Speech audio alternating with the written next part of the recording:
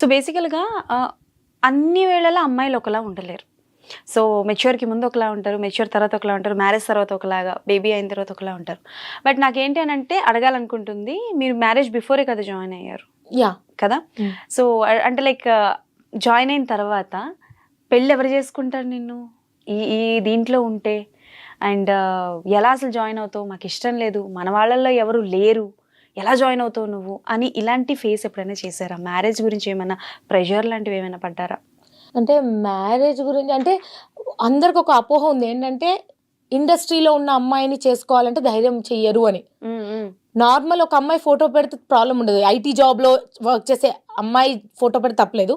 ఒక క్రియేటివ్ ఫీల్డ్లో ఒక ఇండస్ట్రీలో ఉన్న అమ్మాయి ఫోటో పెడితే అదిగో చూసావా కొంచెం క్లీవేజ్ కనబడుతుంది, అగో చూసావా ఎలాంటి యాంగిల్లో ఫోటో దిగింది, ఇట్లా కామెంట్ చేస్తూ ఉంటారు. నాకు లక్కీగా అలాంటి ఏం ఫేస్ అవ్వలేదు. బికాస్ మిర్చిలోకి వచ్చాను, అంతలోపనే లవ్లో అండ్ మా హస్బెండ్ ఫుల్ అర్థం చేసుకుంటారు. మన లిమిట్స్ మనకు బాగా తెలుసు, ఎక్కడి వరకు వెళ్ళొచ్చు ఎక్కడి వరకు వెళ్ళకూడదు. సో సపోర్టే ఉంది తప్ప ఎప్పుడు నాకు నెగిటివ్ కమెంట్స్ లాంటివి, ప్రెషర్ లాంటిది ఫ్యామిలీ నుంచి ఎప్పుడు రాలేదు. లవ్ ఎలా స్టార్ట్ అయింది అక్క? అలా ఒక రోజు అలా సో నేను ఇప్పుడు ఆయన కూడా పక్క టీవీ చూస్తూ ఉంటారు అంటే ఈ వీడియో చూస్తూ ఉంటారు కదా. సో మా ఆయన గురించి చెప్తున్నా, హరీష్ గారు. ఎస్, గబ్బెట హరీష్ మా హస్బెండ్ పేరు. బేసిక్ నాకు సిగ్గుపడ్డాము, ఇలాంటి కొంచెం కొంచెం అమ్మాయిలా బిహేవ్ చేయమే అంటారు కానీ మనకు అట్లా రాదు. బట్ మా లవ్ మ్యారేజ్, చాలా అర్థం చేసుకుంటాడు బాగా. అంటే నేను ఇంత మాట్లాడతా కదా, ఆయన నోట్లోంచి ఒక్క మాట. ఎవరు ప్రపోజ్ చేశారు అక్క ఫస్ట్? వాళ్ళే. మనం ప్రపోజ్ చేయించుకుంటాగా చేస్తామా? ఇప్పుడు నిజం చెప్పండి. నిజంగానే తనే ఆన్ ద వే వెళ్తున్నాడు, ఫుల్ వర్షం పడుతుంది. సో బైక్ మీద వెళ్తూ సడన్ గా కాల్ చేశాడు. ఏంటి చెప్పు అంటే, నాకు బాగా నచ్చిన మాట ఏంటంటే, అందరు ఐ లవ్ యూ అంటారు కదా, కానీ తను మాత్రం I want to marry you అన్నాడు. ఇప్పుడు హార్ట్ సింబల్స్ వేసుకోండి ఇక్కడ, అది శంకర్ గారి పాట. So I want to marry you అనగానే అర్రే హస్బెండ్ మెటీరియల్ అనిపించింది. సో అన్నట్టుగానే హస్బెండ్ మెటీరియల్, పిల్లలు బాగా చూసుకుంటాడు, నన్నైతే పిల్లల్లాగానే నన్ను కూడా చూసుకుంటాడు, అస్సలు ఎక్కువ మాట్లాడు. మనకు కావాల్సింది మనం వాగితే వినేటోళ్ళు కదా. సో మా ఆయన ఎక్కువ మాట్లాడు, నేను ఎక్కువ మాట్లాడతాను. సో నా అల్లరిని భరిస్తూ అలా అలా అర్థం చేసుకుంటున్నాడు అనమాట. క్యూట్. పిల్లలు ఎలా ఉంటారు అక్క? అంటే లైక్ ఎవరి పోలికలు ఎక్కువ వచ్చాయి, మీవా లేకపోతే? మా ఆయన అంటుంటాడు, థ్యాంక్ గాడ్ నీ అల్లరి రాలేదే, నీ పోలికలు రాలేదు అంటారు. సో మా అబ్బాయి ఏమో చాలా మా హస్బెండ్ లెక్కనే, పాప మాత్రం డ్రామా క్వీన్. అసలు జెరాక్స్ కాపీ, మామూలు డ్రామా కాదు. నేనే ఏంట్రా ఇది ఇలా ఉంది, ఎవరు మీరంతా అన్నట్టు ఉంటది. బాగా నాటి అల్లరి. నా ఇన్స్టా ఫాలోవర్స్ లో నాకన్నా మా పాపకు ఫాలోవర్స్ ఎక్కువ. తన బర్త్డేకి రీల్ పెడితే, మొన్న ఫ్యాన్ మీట్ అరేంజ్ చేశాను నేను. నాకు గిఫ్ట్స్ కంటే నా పాపకి గిఫ్ట్స్ ఎక్కువ వచ్చాయి. దానికి అక్క శ్రేష్టకి గిఫ్ట్ ఇవ్వు, అక్క స్పెషల్గా ఈ చాక్లెట్స్ శ్రేష్ట కోసం అని చెప్పి దానికి ఎక్కువ చాక్లెట్స్ వచ్చాయి. ఎందుకంటే క్యూట్ గా మాట్లాడుతుంది, మన క్రియేటివిటీ గట్టిగా వచ్చింది, దానికి అల్లరి వచ్చింది. సో దానికి ఫాలోవర్స్ ఎక్కువ. పాప ఫుల్ అల్లరి, బాబు ఎప్పట్లానే కొంచెం కాము. ఇదే వాణి కొడుతుంది, వాడు భరిస్తాడు. అదే నడుస్తుంది. మగపిల్ల నాకు భరించాలి కదా. అంతే కదా, అల్లరి మాత్రం పాపది బాగుంటుంది. బేసికల్ గా కొన్ని క్యారెక్టర్స్ ఉంటాయి మన తెలుగులో మూవీస్ లో. కోల్సర్ల గారు, తెలంగాణ శకుంతల గారు, తర్వాత మన సూర్యకాంతం గారు, ఇలాంటి క్యారెక్టర్స్ ఉంటాయి కదా.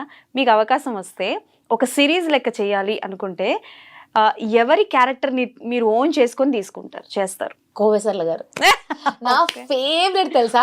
ఎందుకంటే ఆ మూవీలో ఒక మూవీ ఉంటుంది, క్షేమంగా వెళ్ళి లాభంగా రండి సినిమాలో కోవేసర్ల గారు ఏమండి జోడా కలపాలా అంటది, సోడా కలపాలా అనేదాన్ని. ఇంకోటి బ్రహ్మానందం గారికి ఆ టప్పు టప్పు టప్పు ఆ టప్పు టప్పు టప్పు అని పౌడర్ వేస్తారు. ఇంకా మనం దేశముద్రు మూవీలో ఇంత ఆవకాయ మీద నెయ్యి వేసుకుని దేవుడా, ఆ ఎక్స్ప్రెషన్ కానీ నాకు ఎంత ఇష్టమో. అంటే నన్ను ఇన్స్పైర్ చేసిన కమీడియన్ అంటే కనుక కోవేసర్ల గారు. సో అవకాశం వస్తే ఆవిడ గారు లాగా దున్నేయాలని నాకు చాలా ఇష్టం. అండ్ నేను బాగా చేస్తాను. ఇప్పటి వరకు జోక్ అంటే ఒకరిని కొట్టడము లేకపోతే కమెంట్ చేయడం కాదు, ఆవిడ ఎక్స్ప్రెషన్లు, ఆవిడ బాడీ లాంగ్వేజ్ కానీ ఒక సీన్ ఇస్తే దాంట్లో ఇన్వాల్వ్ అయిపోతుంది.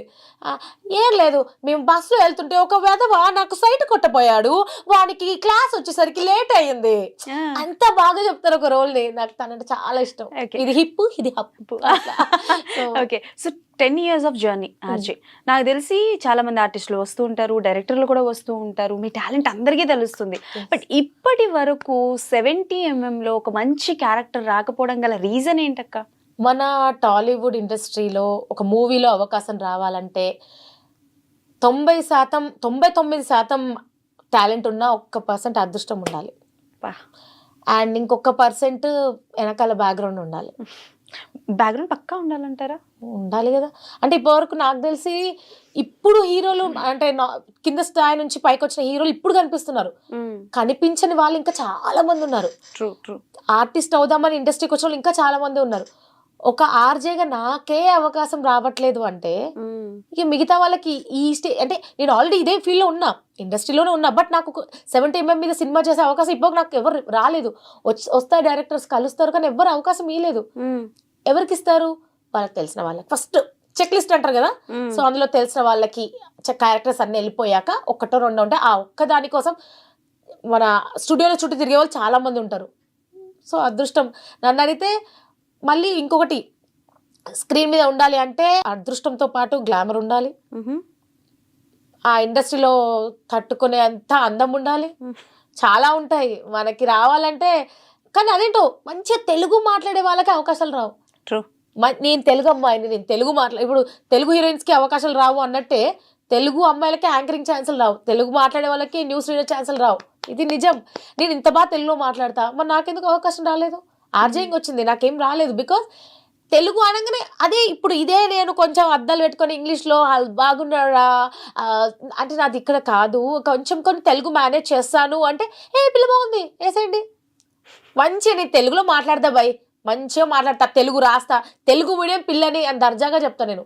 కానీ తెలుగు మీడియం అవకాశాలు తక్కువ. ఇప్పుడు మనకి ఒక ఆర్జే ఒక ఇంటర్వ్యూ చేస్తున్నాము అని అంటే మన టాలెంట్ బాగుంది కాబట్టే కదా. బట్ చాలా వరకు విన్నది ఏంటి అని అంటే, ఈవెన్ నేను కూడా వచ్చి చాలా స్ట్రగుల్స్ చూసాను అక్క. మీరు చెప్తున్నప్పుడు ఏంటి అసలు మనం అక్క జెరాక్స్ కాపీనా అని అనిపించింది అన్ని ఫేస్ చేసుకునేటప్పటికి. సో అందరూ చూస్తారు, బట్ ఒక యాంకర్కి అంటే ఆర్జేకి ఉండాల్సిన లక్షణాలు చెప్పారు.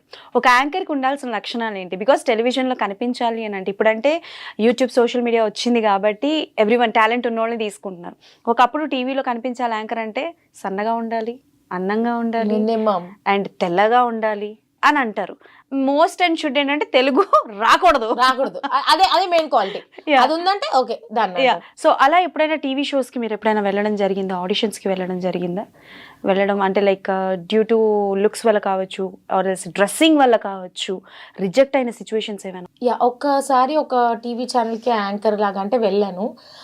అంటే స్క్రీన్ మీద ఎంత పొదుపుగా వేసుకుంటే అంత బాగా వ్యూస్ వస్తాయి, అంత బాగా అవకాశాలు వస్తాయి అని చెప్పి ఒక చిన్న స్కర్ట్ ఇచ్చాను అనమాట. మనం అప్పటికి ఆ స్కర్ట్తో అంత కంఫర్టబుల్గా లేము.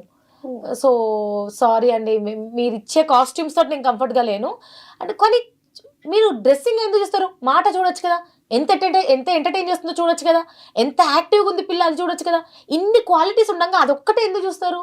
కానీ ఇవాళ రేపు అవకాశం రావాలి అన్నా, ఎక్కువసేపు టీవీకి స్క్రీన్కి టచ్ అయిపోయి చూడాలి అన్నా కూడా కొంచెం పొదుపు బట్టలు వేసుకుంటే అని అంటారు.